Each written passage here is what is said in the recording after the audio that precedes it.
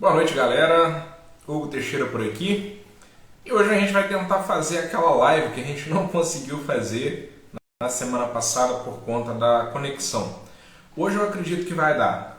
Aqui o tempo está um pouco nublado, mas ainda assim não está tão nublado, não está tão complicado quanto estava na última semana. Vamos chamar o nosso amigo Vinícius então para a gente poder dar prosseguimento na live. Vinícius.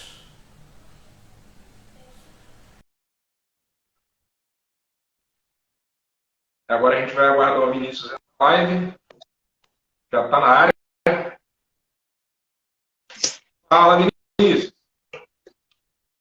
E aí, Hugo, beleza? Firmeza? Vai. Será que hoje a gente consegue emplacar a live? Semana passada foi meio difícil. A internet estava ruim. Eu acho que estava ruim para mim aqui, porque o pessoal da cidade estava reclamando. Então, provavelmente foi a minha conexão. Pode ser a minha também, tá? Aqui estava chuvoso, talvez foi os dois então. Entendeu? Beleza. Galera tá chegando. Já tem 9 pessoas online assistindo a live. Vamos dar início então. Vinícius, vamos começar tudo do zero, cara. A gente estava falando aquele dia, a gente estava falando a respeito de mudança de mercado, peças de alto desempenho. Eu vou deixar você à vontade para você abordar esse início aí. Faz uma introdução para a gente É, nos assuntos. a história é um pouco longa, né? Vamos dividir ela em partes, né? Você vai puxando aí de acordo com o seu ritmo. Então, você vai conduzindo aí.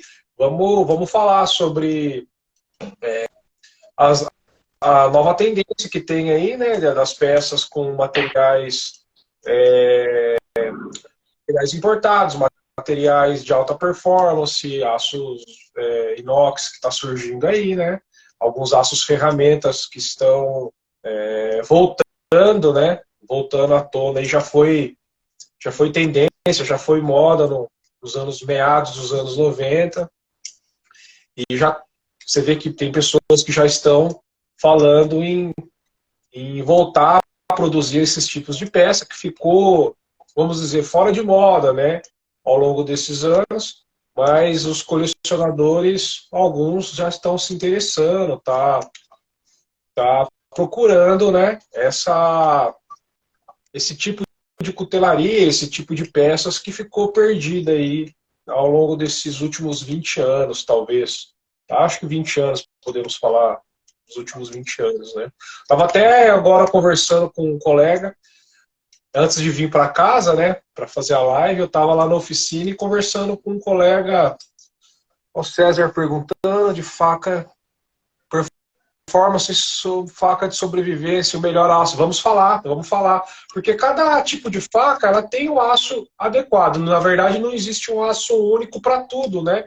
Cada situação exige um aço. Então, dentro de cada situação tem um aço com a melhor performance, né? No caso da faca de sobrevivência, ela tem os aços bacana e adequado, melhor para função, para o papel que ela vai designar, né? Então, eu estava falando com um colega justamente isso, né? Eu falei para ele que, pô, tô parado há bastante tempo, vou voltar a fazer algumas coisas aí e tal. E aí eu mandei uns modelos de peças para ele, né? Mandei uns modelos de handle. Falei, vou tentar fazer uma handle aqui, vou adaptar meu rolo, que eu tenho um rolo antigo. Vou tentar fazer alguma coisa tal. E aí ele estava falando de umas peças que ele também tinha uns projetos para fazer, encomendas, né? Encomendas. Citou também um amigo que também, que é um couteleiro que faz peças no estilo muito bem feita, né? Então, você vê que está surgindo aí novas tendências, né? Aquilo que a gente falou hoje, boa parte das pessoas que curte, que coleciona, que surgiu no colecionismo nessas últimas temporadas, desses últimos 5 anos para cá, então o pessoal pegou bastante a era do Damasco, né? A era das facas integrais, né? Punhaduras com material fóssil, que são peças lindas. Eu acho que isso daí é o topo, né? É a Fórmula 1 da cutelaria. Tá? Acho que não tem nada que. Não há nada aí que vai fazer esses tipos esse estilo de cutelaria perdeu o glamour. Para mim, acho que está no topo. Mas existem outras categorias aí, vamos dizer, de base, que tá reconquistando o seu espaço novamente. Tá? Então, eu acho que essa é o X da questão, né? Pô, Basicamente isso. Bacana essa abordagem inicial. Ao que me parece, né, que você... A gente teve umas conversas, pessoal, no WhatsApp, o Vinícius me falou um pouco dessa experiência que ele teve. Ao que me parece, na verdade, o que talvez você chama de um pouco do retorno daquela cutelaria tipo anos 90 e tudo mais, na verdade, uma busca por um conteúdo mais, digamos assim, refinado na peça, um conteúdo mais artístico na peça, né? Que tem sim uma forte presença na década de 90, correto? São peças que possuem ajustes muito bem feitos, né? São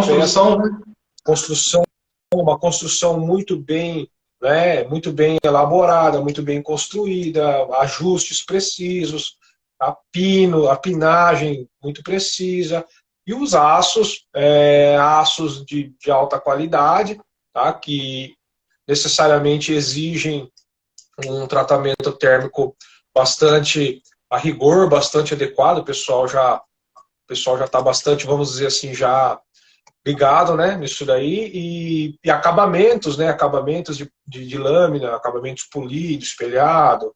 Tá? Então são peças assim, e também não são peças muito grandes, geralmente são peças menores, tá? Peças menores. Então, eu acho, cara, pelo que eu tenho visto, né, eu não me considero um cara, tipo, dinossauro da cutelaria, mas eu sempre acompanhei muito, comecei a fazer faca mais recente, mas sempre acompanhei muito a cutelaria, né, desde muito garoto, e a gente percebe que já aconteceu isso no passado e está voltando novamente, né? Haja vista, hoje já tem bastante gente fazendo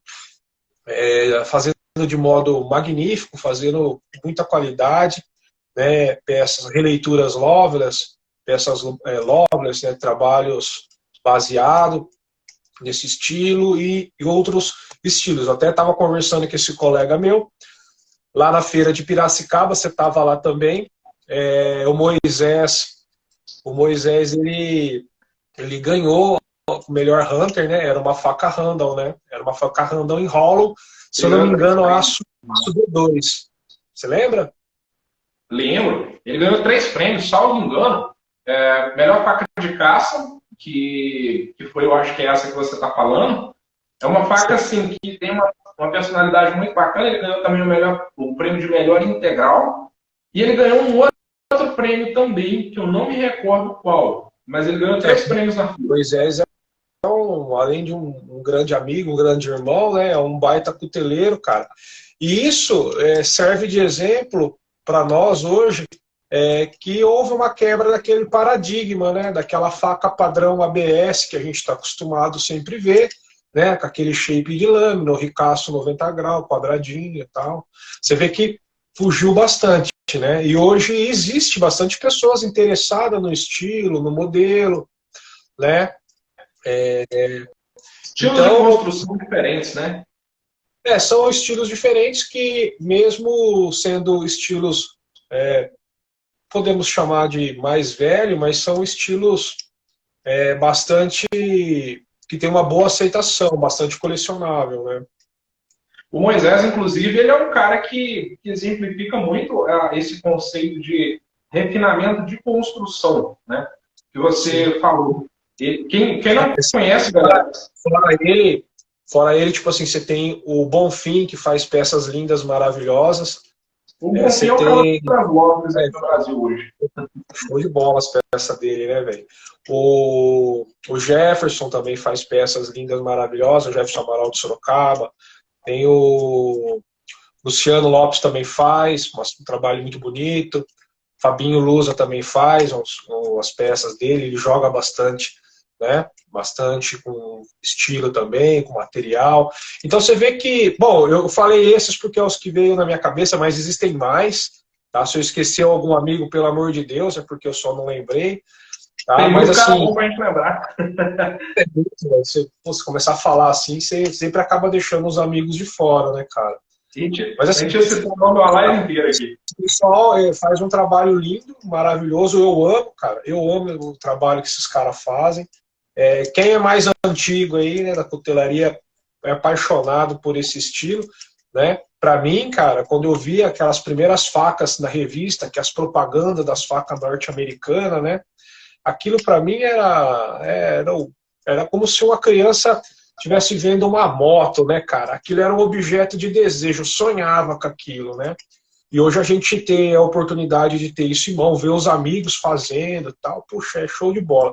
E de mesma maneira, os colecionadores também estão atentos, né, a essa tendência. O pessoal já tem bastante coisas na coleção, né, bastante peças e tal. E aí surgiu essa lacuna, né, surgiu essa, vamos dizer assim, esse nicho, né, esse nicho no mercado. E temos poucos cuteleiros fazendo, né? Temos poucos, perto da quantidade de cuteleiro que hoje existe no Brasil, fazendo outros estilos. Nesse estilo que a gente está falando no momento, existem poucos que estão fazendo, né? Mas os poucos estão representando muito bem, né? Os caras são muito bons, estão de parabéns. Eu acho que há espaço para para novos cuteleiros dentro do estilo, dentro desse segmento, né? Existem espaços para todo mundo, né? Basta cada um conquistar, né? Conquistar ali o seu espaço, os seus clientes e tudo mais, né? Então eu acho que sim, chegamos na era, né? Das peças de performance, né? Hoje o pessoal já se ligou, eles querem ali um aço, um super aço. Tá? Às vezes não é nem por questão de ter a necessidade de ter uma faca feita com super aço. Tá? Estamos falando de colecionismo. Né? O cara quer ter na coleção dele ali uma peça com um aço de alta qualidade, um super aço, um aço importado, um aço da tecnologia do pó, né? Igual a Biller faz, a Sandvik. Tá? Tem uma pessoa falando, Bustamante, eu tive uma manhã falando com o Wagner e fui mordido pelo mosquito do inox. Vou começar no 14C. Pô, 14C é um baita aço, cara. É um baita aço acessível, bom de trabalhar, bom fim, manja. Aproveitando esse comentário aí do Bustamante, cara, puxando um gancho, antes de você entrar na parte dos aços de alta performance, o carbono, cara, e o inox, eles literalmente mostram para o colecionador, para a pessoa que está adquirindo a peça, qual que é o nível do refinamento técnico do cuteleiro no sentido ajustes. Isso. Ajustes. É uma coisa assim que eu falo porque às vezes nas feiras, né, quando reúne o pessoal, eu vou de cantinho assim, pá, como se eu não fosse um cuteleiro, entro no meio dos colecionadores, troco ideia, fico perguntando tal. E tenho meus amigos também que são colecionadores, né? Colecionadores assim de longa data, são colecionadores que já estão colecionando, já estão no colecionismo aí já no final dos anos, meados dos anos 90 pro final ali, né? E também os colecionadores mais novos. E eu vejo que o colecionador hoje, cara, hoje o cuteleiro, vamos dizer assim, não engana mais o colecionador, né? Não esquece, cara, não esquece. O colecionador, ele tem um olho, às vezes, muito mais crítico. Exatamente. Ele consegue enxergar coisas que, às vezes, nem o próprio cuteleiro enxerga. Olha lá, ó, o Bonfim está falando, vamos ver aqui, o mercado europeu cobra muito inoxidável, alto desempenho. Eu tive cliente que não aceitou outra opção que não fosse sinterizado aí, ó, justamente. Lá fora, né, Bonfim, é muito comum esses aços, né? Lá tem bastante em abundância, comercializado, tem toda uma rede de suporte que fornece esses materiais, né? Infelizmente aqui pra gente ainda não chegou, né? Não chegou ainda, né?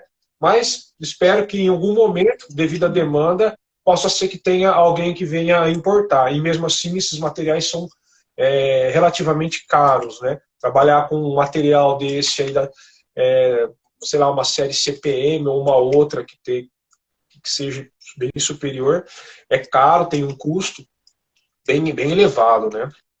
Voltando a falar sobre os colecionadores, né? Então eu já estive na roda do colecionador na feira, quando o pessoal leva as facas da encomenda, né? O pessoal vai fazer a feira e leva a faca de encomenda para entregar para os colecionadores, para o cliente. Aí o pessoal vai lá, pega, o pessoal se junta ali no cantinho, numa mesinha ali, tá tomando um negócio, cada um olhando, fala, essas peças aqui do fulano, essa é do ciclano, tá? E começa a girar as peças na mão. E o Vinicião Xereta tá ali no meio ali, né? Curiosão o que os caras tá falando, e fico ali, como diz um amigo nosso, fico ali arrumando enguiço com os caras. E essa peça aí, o que você achou? E não sei o quê. E você vê, cara, que eles estão atentos, tá? A ajustes, tá? Simetria, acabamento, o polimento, tá? Os detalhes que o cuteleiro às vezes acha que o cliente não vai ver, ele vê, tá? Ele consegue ter a interpretação onde o cuteleiro pensou num detalhe que ficou mais assim, ficou mais assado. Então o pessoal se liga muito, tá? E pior, cara, eles fazem comparação. Ele pega a faca do Hugo, pega a faca do Vinícius, eu estou citando nós dois aqui, que é para não falar de ninguém, né? O cuteleiro A e o cuteleiro B, fala, olha aqui a faca do Hugo, aqui, ó, é bem melhor que a faca do Vinícius, olha aqui, põe uma do lado da outra, assim, Hugo, ó, essa aqui tá mais acabada, tá mais ajustada, ó, essa aqui, ó, o cara fala, isso aqui, do fulano tem um risco. Rola isso daí, cara. E não adianta a gente falar que não rola, porque rola. Rola não só nos grupos, não só nos encontros pessoais, como nos grupos, né? Nos grupos de colecionadores. O pessoal. E não adianta a gente. E não adianta a gente. Tá? Isso não é ruim, cara. A gente tem que entender que isso não é ruim, porque o cliente que está comprando de você uma faca especial, uma faca totalmente customizada, né? Tá pagando para você o valor justo de um projeto. Esses tipos de peças são peças com valor já um pouco mais acima. Então ele tem o direito, sim, de exigir tudo isso daí, não só o acabamento, os ajustes, os detalhes, mas uma performance a rigor, uma performance a contento. Então está certo, eles estão certos, porque nós cuteleiros só estamos aqui porque existem os clientes, tá? Os colecionadores, os compradores, os entusiastas. Então eles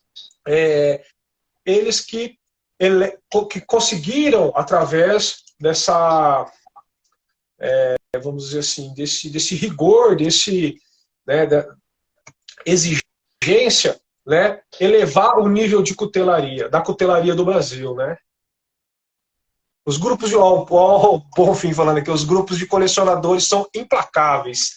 Eles elevam ou detonam mesmo. É isso aí. O Bonfim tá ligado nessas histórias aí. Né? Teve uma época, inclusive, cara, que saiu aí, essa lista vazou. Teve uma lista ranqueando os cuteleiros. Mas isso aí faz bastante tempo, né? Mas era uma questão meio que de valor ali, dos trabalhos. Eu lembro dessa lista. Então, eu tinha uma interpretação a respeito disso, hoje eu tenho uma visão totalmente diferente. Na época que essa lista de ranqueamento dos cuteleiros saiu, muita gente ficou assim um pouco incomodada com a lista, né? Porque não estava assim num ranking que gostaria de estar, mas isso aí é uma coisa que, querendo ou não foi a gente, não foi os cuteleiros que decidiram fazer esse ranqueamento, foram os próprios colecionadores. Sim. E eles conversam. Da mesma maneira, só interrompendo, você me perdoe, da mesma maneira que nós, cuteleiros, a gente fala, pô, o fornecedor, vou falar aqui hipotética, assim, o fornecedor de aço X, ele é muito bom, né? O fornecedor de madeira tal, ele é um fornecedor muito bom. O fornecedor B não é muito bom, não.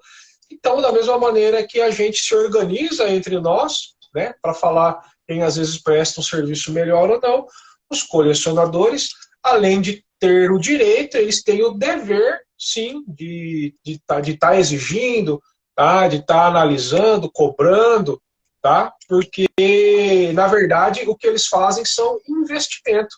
Tá? Ele está investindo numa peça sua, na sua carreira, tá? Ele está comprando uma peça sua hoje, um projeto seu hoje, aguardando que você, daqui 6 meses, ganhe um prêmio e tenha um trabalho melhor e que suas peças venham a ser valorizadas. Então, é um investimento que ele faz. Eu penso, tá? Então, eu penso dessa maneira. Pode ter pessoas que pensam de outra. Né? Lembrando que tudo que eu estou comentando aqui são pensamentos meus. Eu imagino da seguinte forma, cara. O cuteleiro, quando ele se depara com uma situação dessas, ele, vou usar um termo um pouco chato aqui, ele não tem que torcer o nariz por causa disso. Ele tem que se adaptar. Sim. Se ele está sendo ranqueado, na verdade, na época, eu fiquei muito feliz de ter sido colocado na lista. Pronto, eu estava num ranking mais lá para baixo, mas eu estava lá. Aí eu fiquei feliz com aquilo. Mas o cara que está dentro de uma lista dessa, ele não tem que se incomodar pela posição em que ele está. Ele tem que mais ou menos tomar aquilo ali como um norte para ele saber para onde que ele tem que rumar, para onde que ele tem que seguir. E buscar a evolução para ele literalmente subir naquele ranking ali, mesmo que o ranking na lista não venha a ser alterado com o tempo, no imaginário da clientela, seja de colecionador, seja daquele cliente que vai comprar uma peça aqui e outra ali, ele vai estar em um nível um pouco maior e isso vai atrair potencial para ele. Então, assim, é uma forma de o cuteleiro assim, entender um pouco o mercado, o funcionamento do mercado e tentar se posicionar melhor nele. É uma oportunidade, cara. Justamente. O cuteleiro que está atento, que está aberto, que é humilde, que consegue ter essa visão, obviamente isso daí vai empurrar ele para frente e não empurrar ele para baixo. Né? Exato. Justamente. Mas agora, conduzindo o assunto para aquela questão da alta performance. A gente sabe que performance varia de acordo com, por exemplo, o estilo de faca, a aplicação da faca, mas a gente vai tentar se atentar aqui na questão dos aços que alcançam alta performance nos seus determinados aspectos. Justamente, tem esse lance. O que é performance para um colecionador, para uma pessoa que vai usar a peça? O que é performance para cada estilo, por exemplo, que nem o rapaz comentou no início da live. A performance para uma faca bushcraft, né, sobrevivência, ela tem uma performance, tá? Diferente da performance de uma hunter, diferente da performance de uma faca de campo, diferente da performance de um facão mateiro, né? Então, cada faca tem um quesito de prioridade diferente dos outros, né? Então, a gente não pode pegar e trimar todas as coisas por cima e achar que o melhor aço para um é melhor aço para outro e vice-versa. Não. Às vezes, para uma lâmina, uma determinada lâmina, a performance é ter alta dureza e retenção. Às vezes, para outra lâmina, é ela ser fina, leve e que suporte pancadas, que suporte, né, receber cacetada de tudo quanto é jeito. No caso, por exemplo, um facão mateiro, né? Eu já fiz facão mateiro há bastante tempo. E o que era performance para uma pessoa que ia pedir um facão desses de abrir picada no mato? Um facão mateiro. Um facão que fosse leve, principalmente leve, que suportasse trabalhar sem correr o risco de quebrar, fazer meia-lua, perder pedaço, tirar lasca, e que fosse fácil de afiar. Então, tinha que haver um equilíbrio, certo? Um equilíbrio aí na dureza, tá? Na manutenção e no peso, porque imagine, o cara que vai adentrar o mato, vai trabalhar o dia inteiro abrindo picada, no acampamento, numa pescaria, que seja, ele não pode ter uma peça pesada, senão depois de 20, 30 golpes, o braço dele já não está mais aguentando. Então, o que é performance nesse caso? Né? É isso daí. Diferente de uma peça de caça, por exemplo, uma Skinner ou uma Hunter, cujo qual você vai corear, vai descarnar um animal, vai separar, né, a carne dos ossos, tal, vai desossar e tudo mais. aí você já precisa de uma peça que tenha uma dureza, uma retenção maior, né, que tenha uma conformação de fio top, né, que tenha ali uma excelente retenção, tá? Então ela não precisa de ser necessariamente uma faca macia, né, mais tenaz, vamos dizer assim. Então, cada caso é um caso, né? Existe essa condição. Existe a condição também, né, do pessoal que está colecionando, pela questão do colecionismo, da exclusividade, da peça te fazer uma encomenda, realizar uma encomenda para você de uma. Epa, deu uma travada aqui, Vinícius. Travou? Então, travou. Vinícius, deixa eu só combinar uma coisa com você aqui. Hoje, cara, caso essa live travar e a gente perder ela, a gente logo em seguida inicia no mesmo ponto, porque eu consegui uma forma de salvar em partes diferentes aqui as lives. Aí, se travar uma, a gente encerra aquela e logo em seguida, galera, você já pode voltar que vai estar ao vivo a segunda parte, ok? Sim. Pode continuar. Existe também essa questão das peças do colecionismo, né? Às vezes o colecionador ele quer uma peça da hora, diferente, exclusiva, e ele faz uma encomenda para você de um aço que já não é tão comum, que já não é tão utilizado assim em escala, né? Ele vai pedir para você, às vezes, um inox, né? Um inox com alto carbono, um inox importado, né? O pessoal, acontece muito de colecionador importado dos Estados Unidos, eles compram lá uma barrinha, né? E entrega para o cuteleiro. Por exemplo, o cara chega para você e fala: olha, Hugo, eu comprei essa barra de aço X importada nos Estados Unidos, no site lá, né? Um aço top, de altíssima performance, e ele te entrega, fala: eu quero, te entrega isso, às vezes te entrega o material da tala, da empunhadura ou do cabo, que seja, né? Pode ser material sintético, natural, que seja, e te encomenda uma peça dentro do estilo ali e tal. E se ele fizer isso, se ele te entregar um material desse daí na sua mão, você está preparado para trabalhar com esse aço? Né? Você tem condições técnicas, né, para realizar um protocolo, um procedimento de tratamento com esse material? Né? Você vai, e mesmo que às vezes você tenha até um forno, tal, você vai conseguir fazer isso daí de maneira que fique contente? Então, existe essa condição também, porque uma peça dessa, ela é tão exclusiva quanto, né, ou mais do que talvez um aço mosaico, um damasco mosaico, por exemplo. Não estou desmerecendo o mosaico, pelo amor de Deus. Estou falando apenas com questão de nível de colecionismo, do cliente querer coisas diferentes. Tá? Então, tem muito disso também. Às vezes, o cliente vai te pedir, às vezes, uma coisa exótica.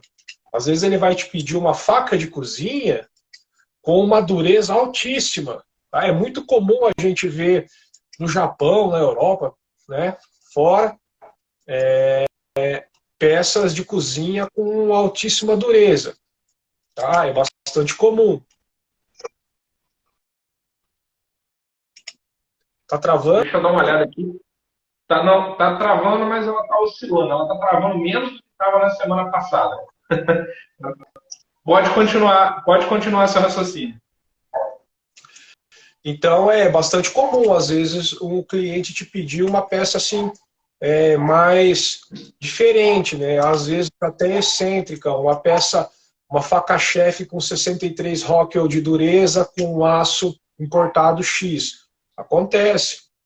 Tá? Às vezes não é tão usual, às vezes se você for falar, puxa, mas no dia a dia não vai ser legal, tal. Porém, faz parte do projeto, né? A peça tem que ser com aquela característica, porque é a escolha do cliente, né? Então tem muito disso também. Entendi. Poxa, tem uma parte bacana na cutelaria que eu sempre converso com o pessoal que me pede alguma informação a respeito de como iniciar, é que eu não defini ainda na minha carreira, e para alguns demora um tempo a mais, para alguns demora um tempo a menos. Eu, particularmente, não defini, que eu quero experimentar vários estilos de cutelaria, até eu falar, olha, eu quero bater um pouco mais nessa tecla, mas que é um nicho de cutelaria em que o cuteleiro vai atuar. Por exemplo, se o cara quiser atuar com facas chefes, ele vai ter uma variedade tão grande de peças para ele atuar, e inclusive ele vai poder optar por aços de menor ou de maior performance para poder atender os nichos de preço diferentes, né? Que ele precisa sim, cara, ter ele precisa ter, não não obrigatoriamente ele precisa ter o conhecimento próprio, mas ele precisa ter as possibilidades de poder aprender a lidar com processos e materiais novos para poder fazer. Por exemplo, nichos das facas de caça. Eu fui fazer umas análises recentemente a respeito de modelos de facas de caça e existem tantas variações da faca de caça que se o cara quiser se dedicar a vida inteira só em faca de caça, ele vai ser reconhecido por aquilo. E tem os nichos, por exemplo, das facas boas, que é o que eu mais gosto e quero tender para esse lado, que também dá para variar bastante, né? Então, o cara, além de ter a possibilidade de escolher um bom nicho, se ele tiver condições de estar abrindo margem para materiais de alta performance, isso vai abrir um pouco mais o leque. Você concorda com isso? Sim. Para você ver, estamos falando de um modelo só exclusivo, né? Ele te abre um espaço para você dentro de um modelo, caso você deseje se aprofundar nele, ele te abre um leque muito grande de material, tá? Em todos os estilos, né? Facas de cozinha, facas chefe, facas de caça, facas utilitárias, facas EDCs, facas urbanas, facas de sobrevivência, facas militar. Cada estilo te leva para um caminho e dentro desse caminho você tem um leque muito grande de materiais para escolher. Aí vai do né? Se ele quer ter um portfólio maior, se ele quer atender outros tipos de cliente e tal. Bom, eu penso que o conhecimento não ocupa espaço, tá? E quanto maior é a capacidade do cuteleiro em habilidade, em conhecimento, automaticamente ele aumenta as oportunidades, tá? De pegar uma encomenda, de fazer coisas diferentes. Então ele consegue também ter uma maior liberdade de criação e de execução. Também, não, de mesmo modo, eu não estou falando o cuteleiro tem que ser bom em tudo, ele tem que fazer de A a Z. Não é impossível, né? Hoje a gente sabe que é impossível você ser bom em tudo. Mas você tem que ter o máximo de abrangência de conhecimento que você puder. E não engessar, e não ficar parado, né? Falar, não, eu só trabalho com isso. Mas também não tem nada de errado se o cuteleiro quiser optar por isso. Falar, não, eu só faço isso, sem problema nenhum. Se é a escolha dele, se é melhor para ele, perfeito. Não tem problema nenhum. Mas eu penso que hoje, tá? De acordo com o rumo que a cutelaria está tomando, tá? Conforme o tempo foi passando, a gente veio tendo uma oferta maior, o nível a qualidade subiu muito, né? Então você tem muitos cuteleiros habilidosos, talentosos, tá? Competindo com você ali. Então, se você não tiver um diferencial, se você não tiver a carta na manga, às vezes você pode ficar para trás, tá? Às vezes as coisas vão surgir e você às vezes não estava preparado. Existe aquela célebre frase, né? Quem chega primeiro na poça bebe água limpa, né? Eu estive conversando com cuteleiros lá em Piracicaba e depois também no WhatsApp, cara, e a gente chegou numa conclusão. Premiação a partir de 1 ano, 2 anos, não, acredito que até um pouco antes já começou com o boom da cutelaria, mas depois daquele boom da cutelaria em que o pessoal assim, saiu daquele nível iniciante, começou a entrar no nível mais intermediário para avançado, a partir desse momento, que eu penso assim, que era por volta de 2020, 2021, por aí assim, A questão da concorrência, cara, no sentido de até de premiação, aumentou muito. Porra. Hoje em dia, hoje, hoje em dia o cuteleiro ele tem que se aprimorar, ele tem que evoluir, não só nos aspectos técnicos de construção, mas também nos detalhes artísticos, principalmente nos detalhes artísticos das peças, para ele conseguir concorrer com a galera toda que está aí entregando um trabalho assim de altíssimo nível, né, cara? Sim, hoje o cuteleiro ele tem que ter, vamos dizer assim, item de série, né? Ele já tem que vir com bastante coisa, né? Além de ter um acabamento, saber trabalhar com vários estilos, pá, ele tem que ter um lado artístico mais aguçado, tá? Então eu acho que, eu penso assim, é o cuteleiro que se liga nisso daí, que se prepara, né, que busca aquele lado artístico. Às vezes ele é bom numa coisa, bom em outra, tal. Se ele tem, vamos dizer assim, uma pegada mais para um estilo, para um tipo de arte, pô, foca naquilo lá, vai, desenvolve, né? Nunca vai ser perdido, vai agregar bastante. Os, os colecionadores, hoje, eu falo assim, cara, porque eu converso com alguns e é inevitável, né, a gente trocar ideia disso. Eles estão hoje buscando mais esse lado realmente artístico, os detalhes. É legal fazer uma faca padrãozinha, tal, pá, é legal, mas assim, o que a gente fala, o feijão com arroz hoje, cara, tá? O feijão com arroz, o simples bem feito, que a gente falava no simples bem feito há 3 anos atrás, o simples bem feito hoje já não agrada mais. Não que é ruim, não que não é bom. O simples bem feito hoje, ele é base, tá? Ele é base para você, a partir dele, desenvolver trabalhos mais requintados. Então, aquela peça que a gente olhava, achava linda, maravilhosa, o simples bem feito, hoje ele é base, tá? Você tem que ter um pouco mais, você tem que oferecer, você tem que ter algo a mais para pôr na mesa para na hora que um cliente, um colecionador, alguém para ele chegar em você, tá? Para ele virar a atenção, virar os olhos para você e falar, mas espera aí, esse trabalho do Hugo Teixeira está muito bonito, olha só que bacana isso aqui, ele fez um detalhe aqui disso, um detalhe daquilo outro, tá? Então, eu penso que se o cuteleiro não se antever a isso, ele pode, vamos dizer assim, acabar ficando para trás, tá? Estava conversando, acho que foi ontem num grupo, né? Não foi ontem, conversei no grupo, porque está gerando polêmica entre nós, amigos. E eu estava falando justamente isso, né? E tem o cuteleiro que está ali fazendo aquela cutelaria, vamos dizer assim, aquela cutelaria comercial, tá? Que é o cara que produz facas em quantidade, peças, vamos dizer, o cara tem um catálogo com os modelos, tal, produz, cutelaria, é um nicho, é um segmento, vai para esse caminho. Tem a cutelaria custom, que vai para o outro. Tudo é faca, tá? Os processos são todos iguais, materiais e tal, mas são nichos diferentes. Você está trabalhando com clientes diferentes, tá? Não significa que um cliente daqui possa um dia pular para cá e adquirir algo aqui, e da mesma maneira o cliente daqui pular para lá e adquirir algo de lá. Normal, mas são situações diferentes.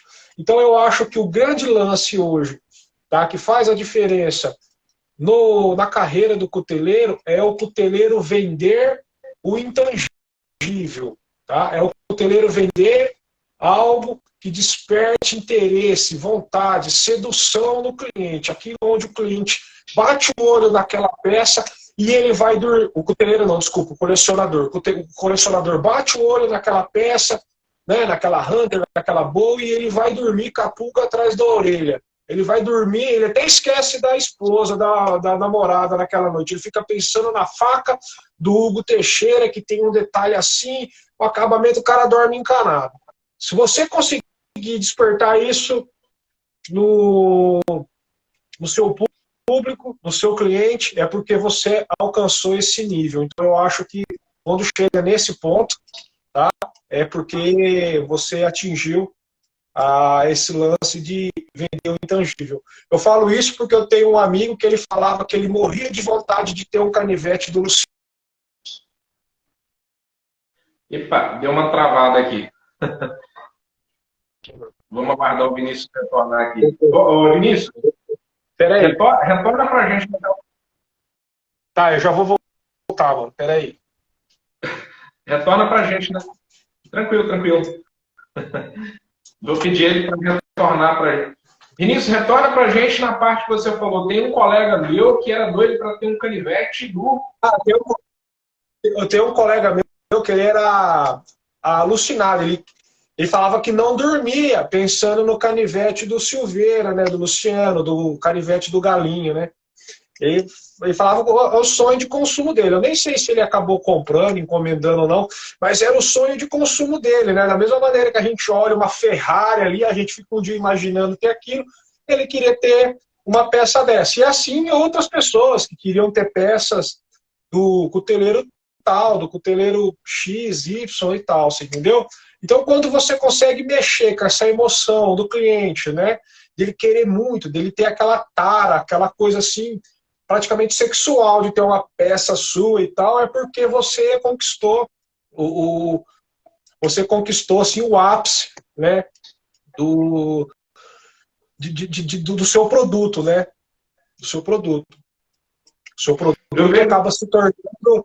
produto acaba se tornando um objeto de desejo, de cobiça. Exato. Eu tenho visto muitos cuteleiros.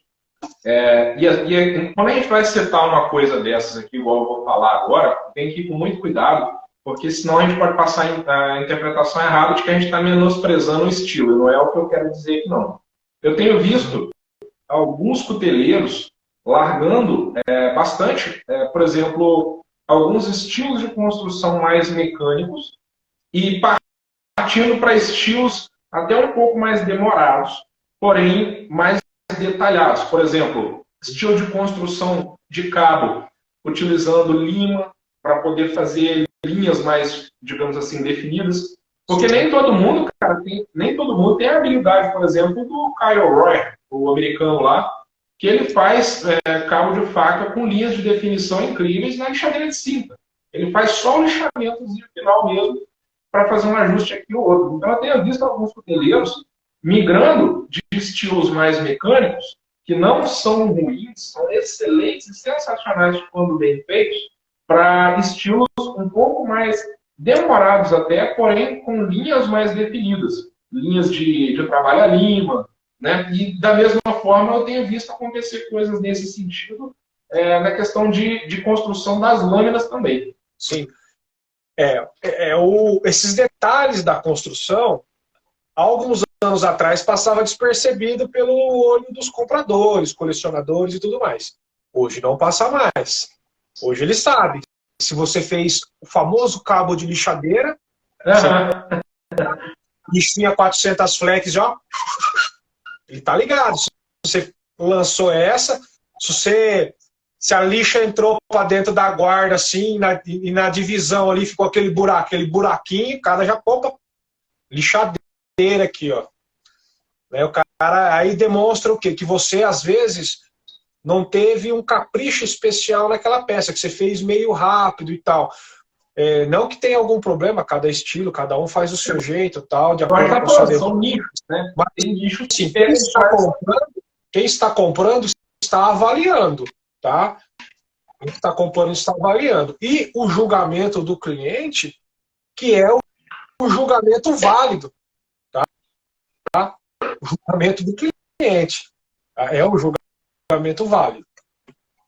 Então ele vai estar de olho, cara. Ele vai estar de olho. Se você fez ali com mais capricho, com mais esmero, né? Se você deixou aqueles detalhes ali, assimétrico, você fez na lima, ajustou, depois veio com a lixa manual em cima do taquinho, alinhou e tal, ele está de olho, ele está observando, você pode ter certeza. Às vezes, o tipo de cutelaria que você está fazendo, o seu cliente não é tão exigente, porque existem os níveis, né, de exigências dos clientes.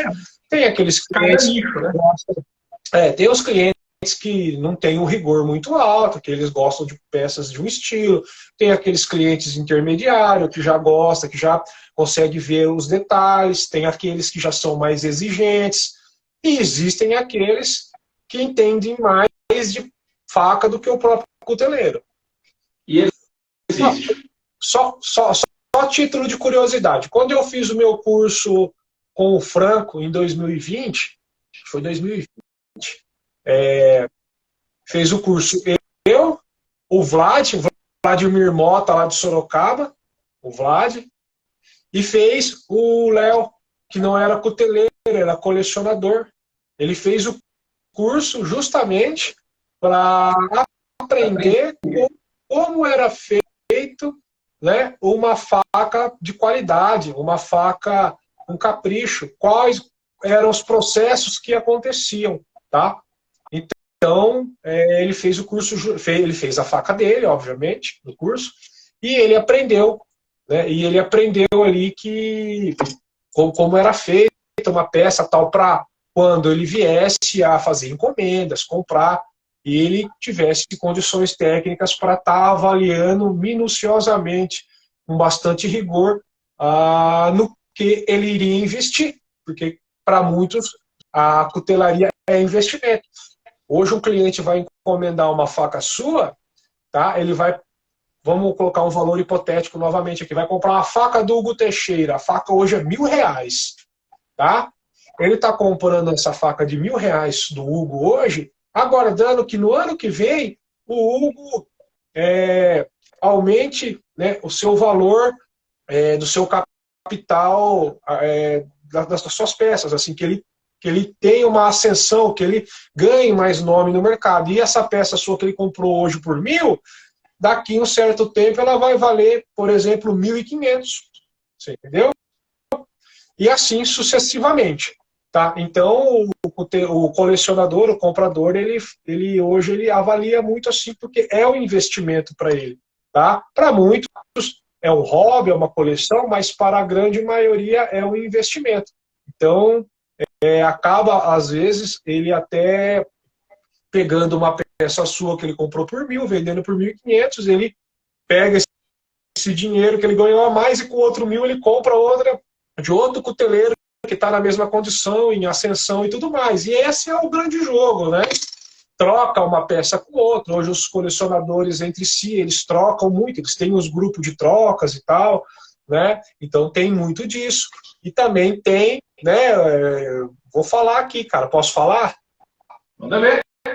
Polêmica. Liga uma luzinha aí, mano. Toca a sirene aí. Pode falar, que não tem eu não.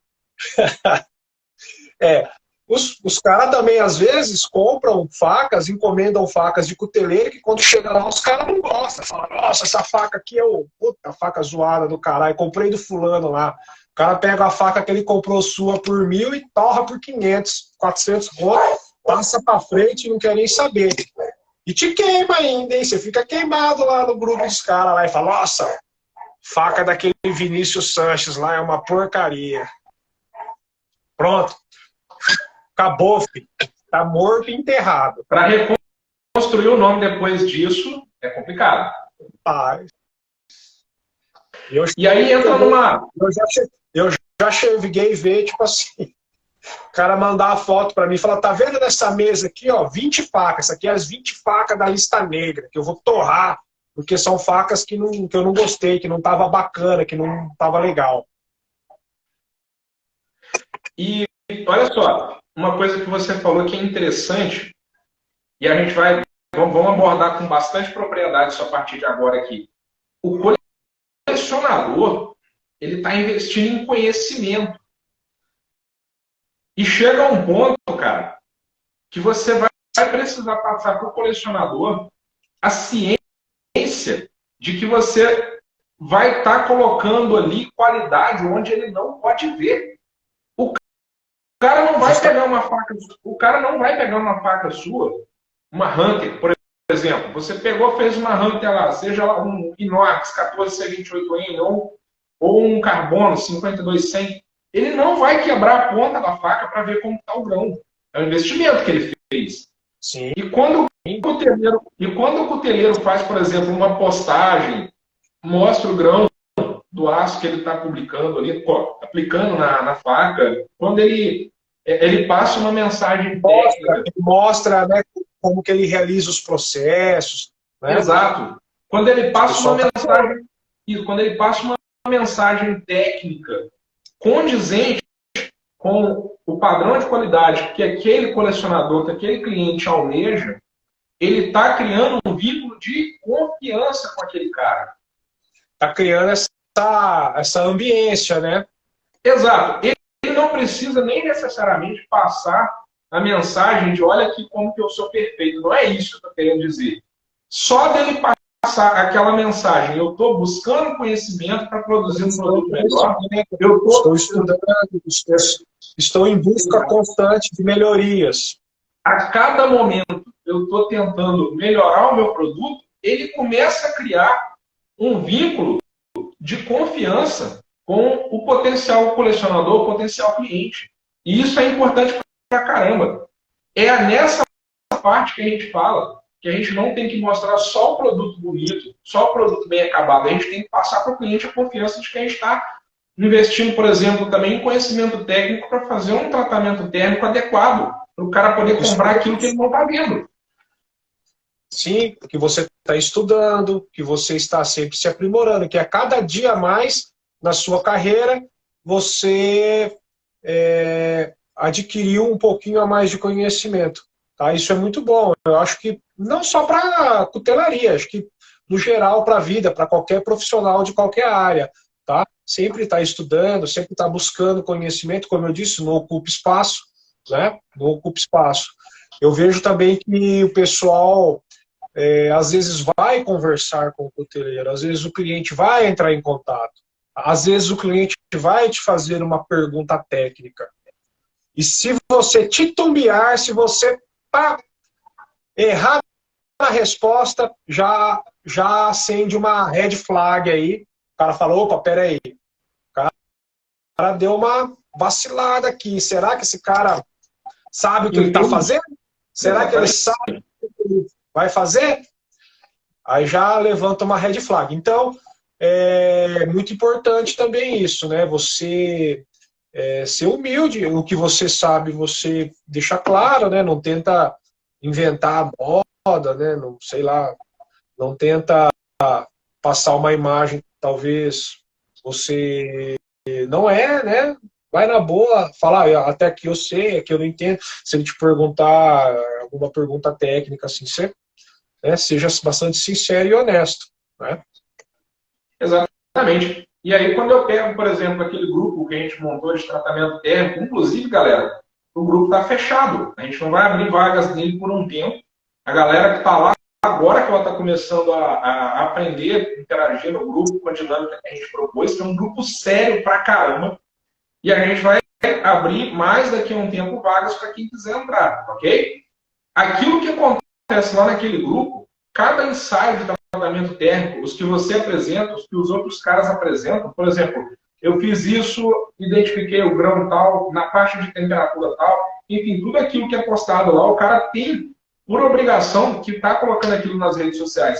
Porque tratamento térmico é uma coisa extremamente séria, né, Vinícius? Tanto quanto uma boa construção. O tratamento é onde o círculo, onde todo o círculo de uma boa faca ele se fecha. Ele é o fechamento. Então, eu entendo, eu vejo desse jeito, que o tratamento térmico ele é a base, né, a base do tripé ali de uma boa faca. Ele fecha o conjunto. Às vezes você pode ter uma faca que às vezes ficou com desbaste um pouco irregular, assimétrica em alguma parte, um material mais simples numa empunhadura, mas se ela tiver um tratamento térmico a rigor, tá? A rigor, essa faca nunca vai te deixar na mão. Ela sempre vai realizar um bom trabalho, vai te trazer segurança, vai realizar tarefas de trabalho muito bem. Tá? Em contrapartida, tá? Uma faca às vezes cheia de detalhes, adornos, e às vezes sem um tratamento a rigor, um tratamento bem feito, ela te deixa na mão. Tá? Vou contar rapidão uma história que aconteceu aqui uma vez, vai vendo. Na época eu já era cuteleiro, eu já andava com facas que eu fazia. Na época a gente estava indo numa caçada, né, ficar acampado lá no meio do mato. Na época que era mais moleque, que eu gostava dessas coisas, porque hoje eu não tenho mais paciência. E aí foi um colega meu também. Só que na época esse colega meu, cara, ele, tipo assim, coitado, né? Ele não tinha condição de pedir para mim fazer uma faca, um bowie, uma faca de campo, né? E ele gostava muito de faca. E na época, tipo assim, eu já cobrava um valor que já não era um valor tão popular, né? Sei lá, um valor assim, que era um pouco mais acima do que esse colega meu podia comprar. E ele queria muito, cara. Ele falou, sei que ele foi no Mercado Livre e comprou uma faca do Rambo, cara. Uma faca do Rambo. A faca era enorme, pesadona. A faca era bonita, gigantona. E aí, no caminho, a gente estava indo com a Toyota Bandeirante. A Toyota Bandeirante atolou lá, que é quase impossível, mas aconteceu. A Bandeirante atolou. E a gente desceu da Toyota e falou assim, vamos cortar uns galhos de árvore para a gente tentar desatolar a Toyota, né? Aí eu já puxei o meu era um misto de um bowie com uma faca de campo, assim e tal.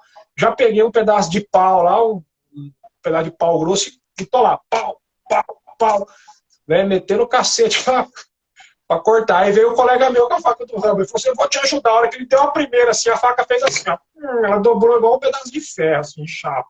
Eu falei, que é isso? Ele ficou com a faca dobrada, assim, parecia a espingarda do Mazzaropi dobrada. Eu falei, mas que é isso? Essa faca é sua? Ele ficou tudo desenchavido, cara. Ele ficou chateado, não sabia onde enfiava a faca dele. Você tá entendendo? Às vezes acontece, cara. Então, a faca, ela é uma ferramenta, né? A princípio, ela surge como uma ferramenta.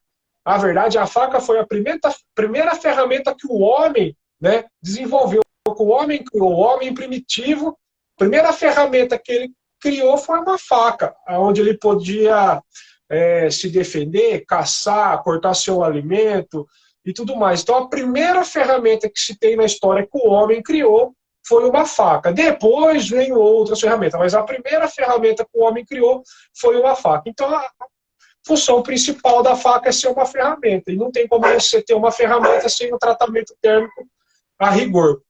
E é legal essa questão do grupo, que você teve a ideia, né? Que você também está estudando bastante, está se aprimorando. Isso é muito legal, cara. Isso é muito nobre. Além de você estar agregando na sua carreira, no seu conhecimento, está passando isso para as outras pessoas. Às vezes o seu conhecimento, o seu estudo ajuda muito as outras pessoas. O grupo é muito legal, é muito bacana por causa disso. Às vezes, quem não tem, às vezes, a disponibilidade de estar realizando estudo, ensaios, pode estar acompanhando os amigos ali, tá? Nesses estudos, nesses ensaios, que está mais presente no dia a dia de cada um. Então é legal, é bacana por causa disso.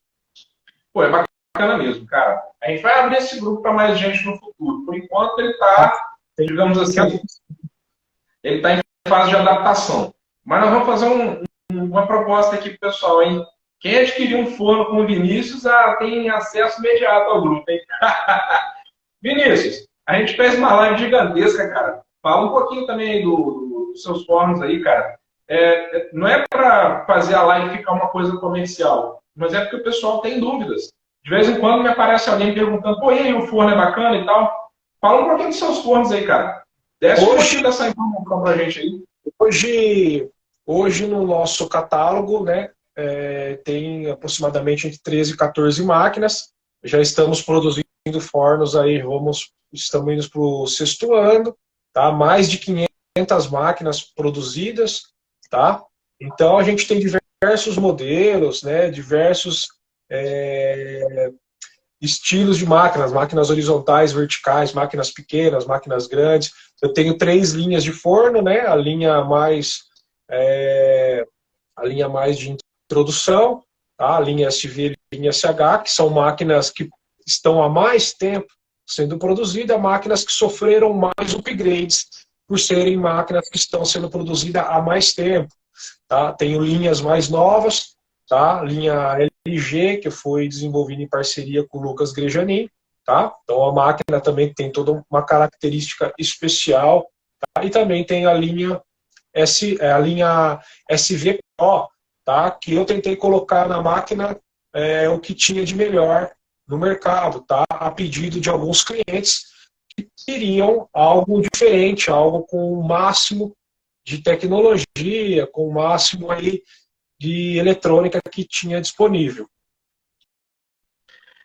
Qual é o contato para o pessoal? Antes da gente começar a responder umas perguntas aqui, porque eu acho que o pessoal já deve estar querendo fazer perguntas, quais são os contatos para o pessoal conversar com você a respeito de encomenda de forno?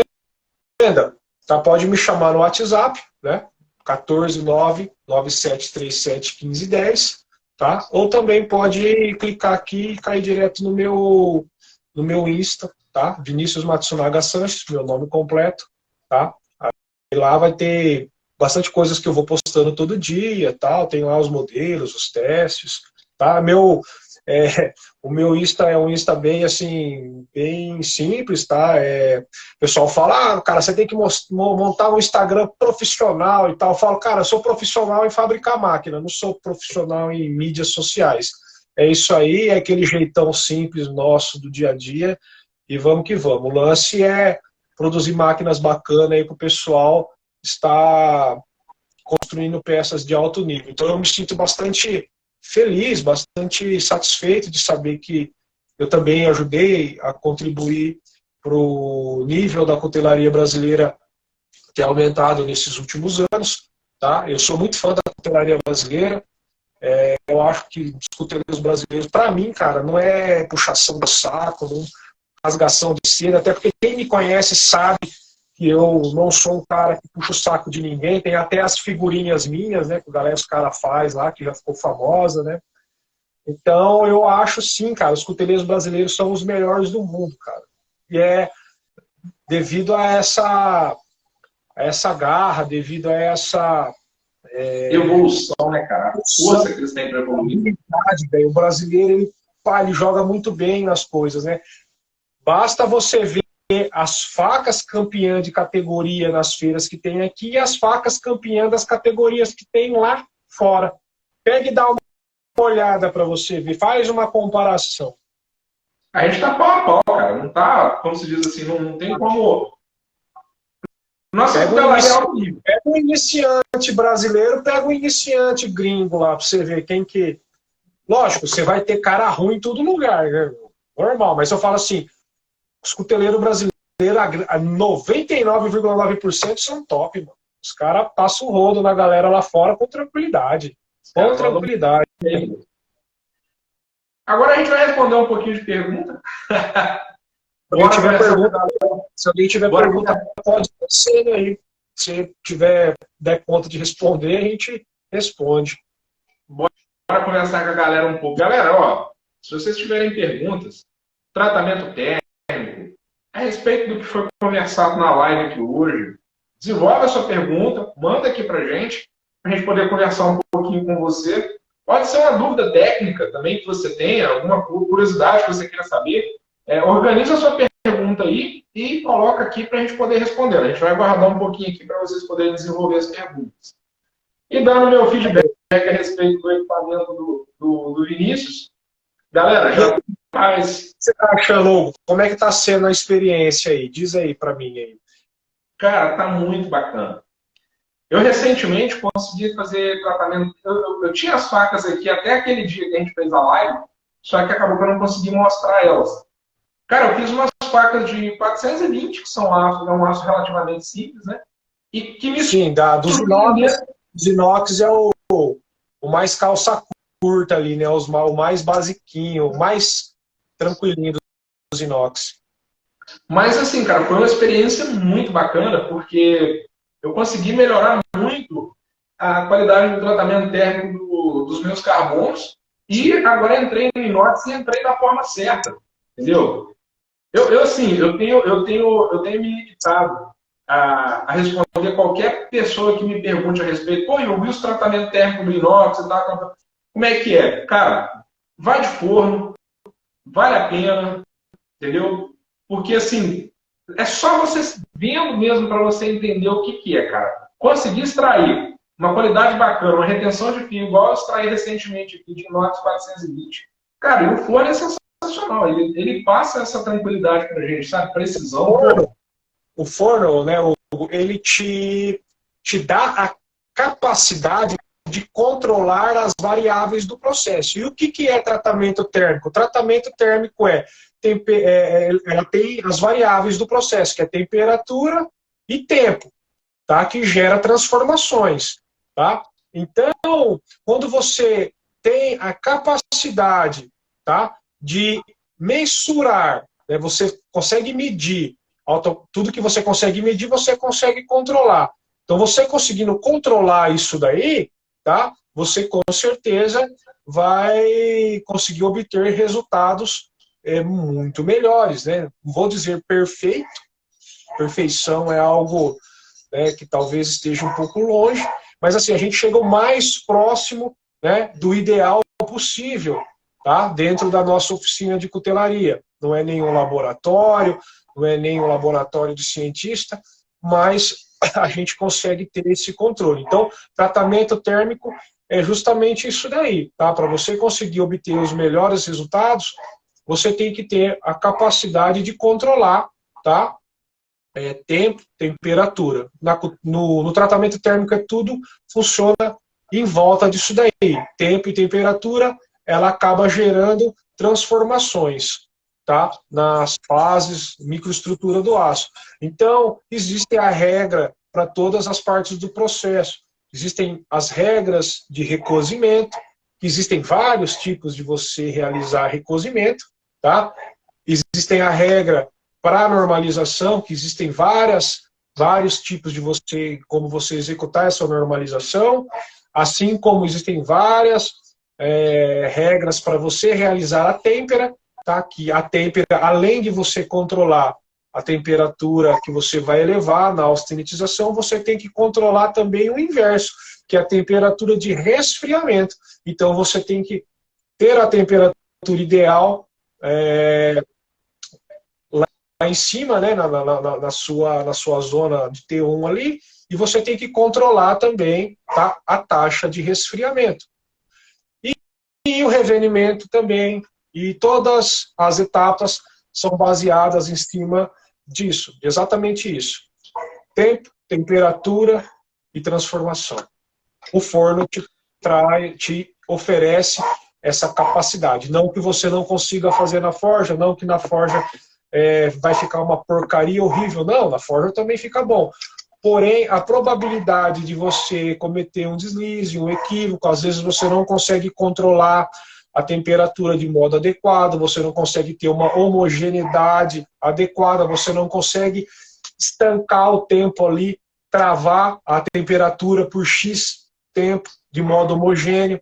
Já no forno você consegue fazer, e obviamente o seu resultado final ele é bem superior, tá? Porque variações, dependendo da liga, variações de 10 graus, 5 graus faz diferença. Né? 2 graus. É tipo assim, 1 minuto a mais, 1 minuto a menos, já começa a surgir diferença. Então, o controle das variáveis é o que faz a diferença.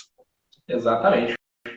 Galera, quem tiver pergunta, deixa a pergunta, aproveita a oportunidade. Não tenha preocupação com a pergunta, talvez ser uma pergunta simples ou elaborada demais. Aquilo que a gente tiver condições de responder aqui, independente do nível técnico da pergunta, deixa aí. O rapaz tinha feito uma pergunta no começo, né, a respeito de qual que seria um aço de boa performance para uma faca, acho que de bushcraft, né, de sobrevivência, alguma coisa assim. Existem diversos, mas assim, um aço que eu acho que joga muito bem, tá, que você vai conseguir ter uma boa performance para esse tipo de faca, o 5160, tá? É um aço que bem tratado, tá? Você fazer aí todo o protocolo bonitinho, certinho, show de bola, você vai conseguir ter uma coisa muito da hora, que é uma boa tenacidade e uma boa dureza. O 5160 ele permite, tá, isso daí, boa tenacidade e boa dureza. Haja visto que até esses dias eu postei um vídeo, né, onde dá para você vê lá que eu enfio a ponta da faca lá e dobro na madeira, fura uma chapa de aço com 1,9 milímetros, chapa 1,90. Tá? Você bate assim, ela fura, não rebenta a ponta, tal.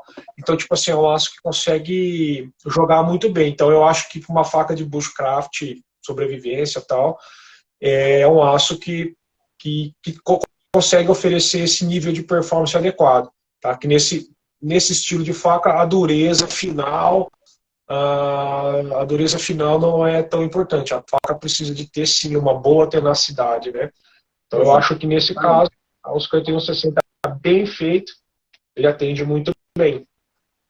O 5160 é um aço, assim, cara, que por mais simples que ele seja, ele é fantástico. Só que quando a gente adquire o fone, a gente descobre. Quando a gente adquire o fone, a gente descobre que ele não é tão simples, não. Tão simples.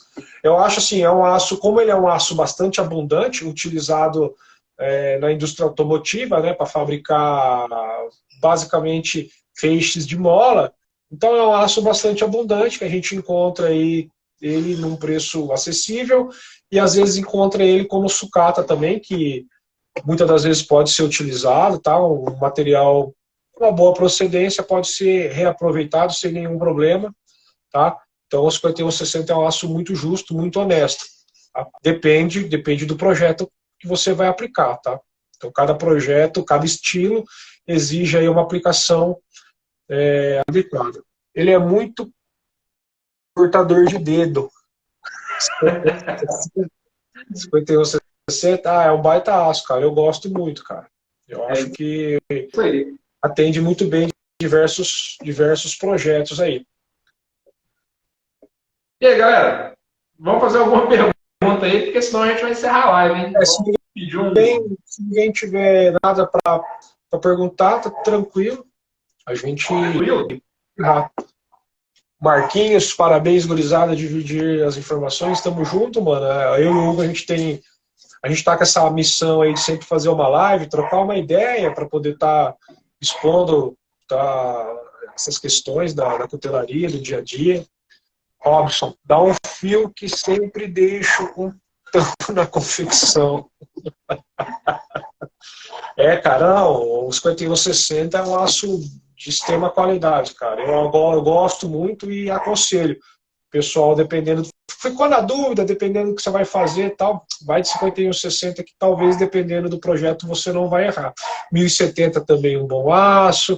Você já começa a subir um pouco ali, 1084, 1095, já começa a ser aço um pouco mais complexo, tá? São aço hiperotetóide, é um aço que o tratamento térmico dele já exige um pouquinho mais ali de tato, de conhecimento.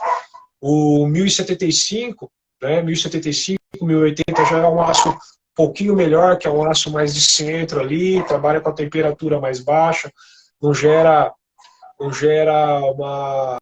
acaba gerando uma estrutura suja, né? Ele tem uma estrutura mais limpa, vamos dizer assim. É um aço bastante bacana, né? Não vamos entrar aí na questão de aços ligados, né? Aços ligados já cada liga já tem a sua característica pessoal, particular, né? Uma coisa é melhor para uma coisa, outra coisa é melhor para outra, né? Um tem mais isso, outro tem mais aquilo, tal. E aí, vida que segue. Ao Cris Campagnoli, Luiz Henrique, boa noite. Boa noite. Campagnoli é o cara das facas do inox, daí faz faca de inox faz 500 mil anos. Vou dar uma olhada no perfil dele depois. Isso, faca muito, é cuteleiro das antigas. Pô, bacana. Parece que o pessoal lá da nossa querida Lençóis Paulista, a terra dos cuteleiros. Lá tem a maior quantidade de cuteleiro por metro quadrado do Brasil. Bacana, cara, bacana. Bom, Vini, o pessoal parece que está mais de boa com relação às perguntas hoje. Tá tranquilo? Vamos encerrar essa live de hoje? Vamos, tá encerrado. Foi bastante legal. Falamos aí sobre essa questão que a gente tinha combinado de falar, né? Dos aços, dos detalhes aí que o pessoal tá se atentando, né? E é isso aí. Essa live vai para o YouTube, ainda mais essa live, essa aqui tá especial mesmo. E o pessoal que não conseguiu ver totalmente a live, ela fica gravada aqui, depois ela vai também para o YouTube completa. Beleza? Tranquilo. Vini, obrigado, cara, mais uma vez. A gente vai se Satisfação. falando. Tamo Satisfação é toda junto. minha. Vamos emplacar mais live aí, vamos pensar nos temas bacanas, hein? A live a gente vai falando do que às vezes a gente conversa na semana, surgem umas ideias legais, assuntos para ser discutido bastante legal. Então eu falo, pô, já que a gente vai discutir, vamos conversar na live, que aí fica registrado, se outras pessoas quiserem também se inteirar do que a gente está falando, né? Não que o que a gente está conversando aqui seja uma verdade absoluta, que a gente tenha alguma razão do que a gente está falando, mas às vezes é interessante para o pessoal aí, né?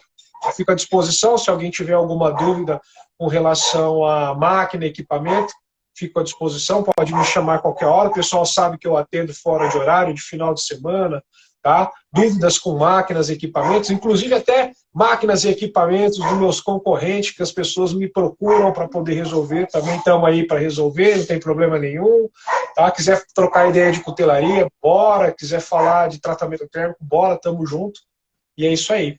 Tamo junto. Vinícius, obrigado, cara. Galera, boa noite para todo mundo. Fiquem com Deus. Abraço. E até a próxima live, então. Até a próxima. Grande abraço, pessoal. Até mais.